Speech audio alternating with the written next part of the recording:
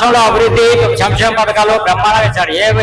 ఏ ఒక్క అర్హత ఉన్న ప్రతి ఒక్కరికి సంక్షేమ ఫలాలన్నీ అందరికీ అభివృద్ధి జరిగింది. రాష్ట్రంలో మొత్తం మీద అందరికీ అభివృద్ధి జరిగింది. అర్హత ఉన్న ప్రతి ఒక్కరికి లబ్ధి పొందారు. మీకు వాలంటీర్లు పింఛన్లన్నీ కరెక్ట్ తెచ్చిస్తున్నారు. వాలంటీర్లన్నీ నేను చంద్రబాబు కోర్టుకేసి ఆపినాడు కదా, వాలంటీర్లు పోకుండా. అందులో చాలా మంది వృద్ధులంతా వ్యతిరేకమయ్యారు. 36 మంది వృద్ధులు చనిపోయారు. చాలా వ్యతిరేకత వచ్చింది వృద్ధుల మీద. ఇకపోతే ఇక్కడ ఎంపీ అవినాష్ రెడ్డి గారు పోటీ చేస్తున్నారు. వైఎస్ అవినాష్ రెడ్డి గారు, ఆయన పాలన ఎలా ఉంది? ఆయన పాలన బ్రహ్మాండ, ప్రతి ఇంటికి వచ్చాడు, ప్రతి అభ్యర్థిని పలకరించాడు, అందరినీ పలకరించాడు. ప్రజల్లో అందరితో బాగా తిరుగుతున్నాడు ఆయన. ప్రజల్లో అందరితో బాగా తిరుగుతున్నాడు ఆయన. అందరితో వచ్చాడు, అందరితో కలుస్తున్నాడు, అందరితో మాట్లాడతాడు. ఎలాంటి వ్యక్తి కాదు ఆయన? మంచి వ్యక్తి ఆయన, దుర్మార్గుడు కాదు. అసలు ఊరికి అవినాష్ రెడ్డి కేసులు పెట్టి నాశనం చేశారు ఆయన. ఇకపోతే వాళ్ళ అక్కల చెల్లెలు ఏంటంటే వైఎస్ షర్మిల గారు, వైఎస్ సునీతమ్మ గారు ప్రెస్ మీట్లు పెట్టి ఆయన మీద కొన్ని వ్యాఖ్యలు చల్లుతున్నారు. విమర్శలు అనేది చేస్తున్నారు. దాని మీద మీ స్పందన ఏంటి? అది చేయకూడదు. ఆయన ఎందుకో మరి వల్ల దిగి ఏదో కొండంత ఆశించి ఏదో కొండ ఎక్కుదామని ఆమె ఆశించింది. అది ఆమె విజ్ఞతగా వదిలేస్తాం మేము. అది అట్లా చేయాల్సింది కాదు. ఆమె ఆ పద్ధతి కాదు. కూడా అన్న మీద అంత విడుగా మాట్లాడి చేయడం అనేది మంచి పద్ధతి కాదు.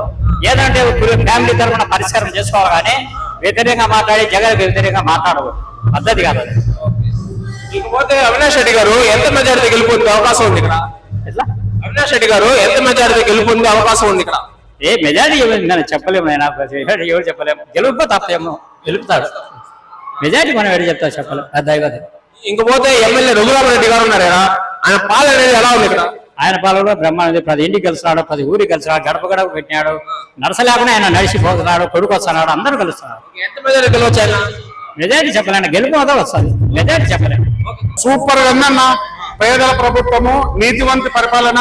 ఇలాంటి పరిపాలన నేను 1999 నుంచి నాకు ఓటకు వచ్చింది. నేను ఇంతకుముందు తెలుగుదేశానికి ఓటేసిన వ్యక్తినే. కానీ 2009 జగన్మోహన్ రెడ్డి గారు సొంత పార్టీ పెట్టినాక ఫస్ట్ టైం నేను జగన్మోహన్ రెడ్డికి, ఇంతకుముందు రాజశేఖర రెడ్డి, వైఎస్ రాజశేఖర రెడ్డి గారికి కూడా ఓటు వేయలేదు. సో ఫస్ట్ టైం నేను వైఎస్ జగన్మోహన్ రెడ్డి ఈ వైఎస్ఆర్ కాంగ్రెస్ పార్టీ పెట్టిన తర్వాతనే ఆయనకు పార్టీ ఓటు వేయడం మొదలు పెట్టాను. ఆయన లాంటి నీతివంతి పాలన ఇప్పటి వరకు చూడలేదన్నా. ఇకపోతే ఇక్కడ ఎంపీ అవినాష్ రెడ్డి గారు లేబట్టారు. ఆయన పాలన ఎలా ఉందండి అన్న? మెయిన్ గా అవినాష్ రెడ్డి అన్న లాంటి పరిపాలన. ఆయన చాలా పేద పక్షపాతి. ఈ రోజు షర్మిలక్క కూడా అటు పక్కన వైఎస్ రాజశేఖర రెడ్డి గారి కూతురు నిలబడినా కూడా అవినాష్ రెడ్డి గారికి క్రేజ్ తగ్గడం లేదు అంటే కూడా ముఖ్యంగా ఇక్కడ మెయిన్ గా ఆయన చేసిన పనితీరన్నా. ఆయన పేదలకు ఉదయం 4 గంటల నుంచి కూడా లేస్తాడు.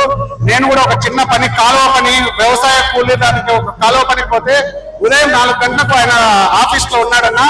నెక్స్ట్ వారం రోజులలో మా పని క్లియర్ చేశాడన్నా. మళ్ళీ మాకు వాళ్ళ పిఏ నుంచి ఫోన్ వచ్చింది, మీ రైతుల సమస్య తీరిందా లేదా అని అడిగాడన్నా అన్న.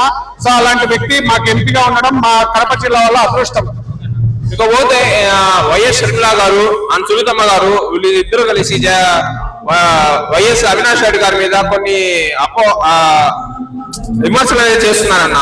దాని మీద మీ స్పందన ఏంటన్నా? అన్న, వైఎస్ షర్మిల గారికి వాళ్ళకు కుటుంబ సమస్యలని మేమందరం భావిస్తున్నాము. ముఖ్యంగా ఆస్తి తగాదాలే ఇది మెయిన్ కారణము. దానికి బలి పశువుగా ఓన్లీ అవినాష్ రెడ్డి గారిని బలి పశువును చేయాలని వాళ్ళ తాపత్రయము.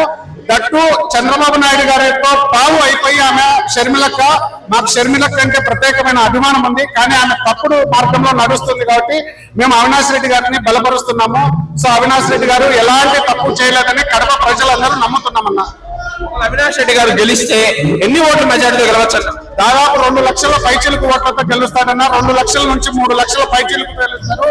ఇంకా షర్మిలక్క రావడం వలన 50,000 మెజారిటీ పెరుగుతుందని మేము భావిస్తున్నాము. అన్నా, నేను హైదరాబాద్ నుంచి తిరుపతి వెళ్తూ వచ్చాను.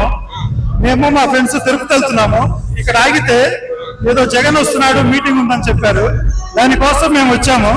అసలు నేను వచ్చే దారిలో కొంతమంది జనాలు అడుగుతున్నాం, ఈ టెంపరేచర్ చాలా హీట్ గా ఉంది, ఎందుకు ఇంత టెంపరేచర్ లో కూడా ఇంతమంది జనాలు వచ్చారని అడుగుతూ వెళ్తుంటే, అన్న ఏం జరుగుతుంది ఇక్కడ, ఎందుకు వచ్చారు మీరు ఇంత ఎండలో అంటే, అన్న మా జగన్ బాబు వస్తున్నాడు, మా కడప జిల్లా వాసి అన్న జగన్ బాబు వస్తున్నాడు అన్నాడు.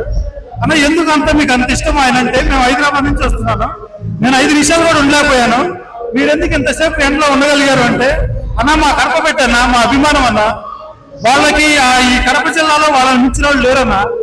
ఏదైనా సరే మరి అవినాష్ రెడ్డి మీద రూమర్స్ వస్తున్నాయన్నా, నేను వింటున్నాను, దాని గురించి ఏంటన్నా సమాధానం అంటే, అన్న అవినాష్ రెడ్డి లేకపోతే జగన్మోహన్ రెడ్డికి ఒక గుండెకాయలు అంటాడు అన్న కడప జిల్లాకి అవినాష్ రెడ్డి. సో అవినాష్ రెడ్డి జగన్ ఇద్దరు ఒక 2 కళ్ళు అన్న మా జిల్లాకి అన్నారు. నేను నిజంగా షాక్ అయ్యాను. ఇప్పుడే మళ్ళీ మా కారు అక్కడ రెడీ చేసి పెట్టాము, చూద్దామని వచ్చాను, మళ్ళీ వెళ్దామని షాక్ అవుతున్నాను. ఇకపోతే వైఎస్ షర్మిల గారు సునీతమ్మ గారు ఇద్దరు అవినాష్ రెడ్డి గారి మీద కొన్ని విమర్శలు చేస్తున్నారు. అది ఎంతవరకు కరెక్ట్ అంటారన్న? అన్న యాక్చువల్ గా రాజశేఖర రెడ్డి కుటుంబం అనేది ఒక పెద్ద కుటుంబం అన్న, దేశవ్యాప్తంగా తెలుసు. ఆ కుటుంబంలో ఆడవారు వచ్చి ఇలా మాట్లాడడం అనేది కరెక్ట్ కాదు. రాజేవ ముఖ మనిషి వాళ్ళ కుటుంబంలో ఏదైనా ఇష్యూ ఉంటే జగన్మోహన్ రెడ్డి ఇలా దేశానికి సమాధానం చెప్తున్నాడు. అలాంటి మనిషితో కూర్చొని మీరు సాల్వ్ చేసుకోవడం పెద్ద విషయం కాదు. మీ రాజకీయాల కోసం వచ్చి జనాలను తప్పుదో పట్టించి మీ కుటుంబం పరువు తీసుకోవడం అనేది కరెక్ట్ కాదని నా ఒపీనియన్. అది సో జగన్మోహన్ రెడ్డి నేను చూస్తుంటే అవినాష్ రెడ్డి కానీ జగన్మోహన్ రెడ్డి గారికి కానీ జగన్ నిజంగా ఇంత హార్డ్ కోర్ కాన్సెప్ట్ అనేది చాలా గ్రేట్ అన్న. I never expect this. మళ్ళీ ప్రభుత్వం వచ్చే అవకాశాలు ఉన్నాయట. నేను ఈ అరావుడు చూస్తుంటే ప్రభుత్వం ఏంటన్నా నాకు తెలిసి వచ్చేటట్టే ఉందనిపిస్తుంది. గెలిస్తే ఇక్కడ ఎన్ని ఓట్ల మెజార్టీ గెలవచ్చు అంటారు? నేను అని అడిగానన్నా అవినాష్ రెడ్డి మైదుకూరు ఎమ్మెల్యే అని అడిగితే మైదుకూరు ఎమ్మెల్యే గారు గెలుస్తారండి పక్కాగా అన్నారు. మరి అవినాష్ రెడ్డి గారి మీద ఇట్లా రూమర్స్ ఉన్నాయి కదా, ఏంటి పరిస్థితి అంటే లాస్ట్ టైం వచ్చిన దాని మీద ఎక్కువ మెజార్టీ వచ్చిందని చెప్పారు. నేను షాక్ అయ్యాను. రాజశేఖర రెడ్డి బిడ్డ ఇలా రూమర్స్ చేస్తుంటే డెఫినెట్ గా ఎఫెక్ట్ పడుతుందేమో అని నేను వచ్చా. కానీ కొంతమందిని అడిగితే వాళ్ళు చెప్పిన దానికి నేను షాక్ అయ్యా. లాస్ట్ టైం మీద మెజార్టీ పెరిగిద్దన్నారు.